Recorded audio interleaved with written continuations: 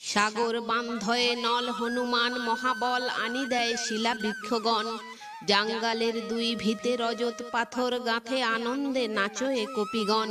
জাঙ্গালের মাঝে মাঝে রজত পাথর সাজে নল করে বিচিত্র নির্মাণ। গঠিছে আয়াস ঘর থাকিবেন রঘুবর হেন মতে গঠে স্থানে স্থানে। মাথায় পর্বত লয়ে হনুমান দেয় বয়ে বাম হাতে ধরে বীর নল। মহাক্রোধে হনুমান পর্বত আনিতে যান বুঝি বেটা কত ধরে বল। ধায় বীর মন দুঃখে চলিল উত্তর মুখে যথা গিরিশে গন্ধ মাদন। দেখি পর্বতের চূড়া লাথি মারি করে গুড়া লোমে লোমে করয়ে বন্ধন। দুই হাতে দুই গিরি লইয়া মস্তক পরি অমনি পবন বেগে ধায়।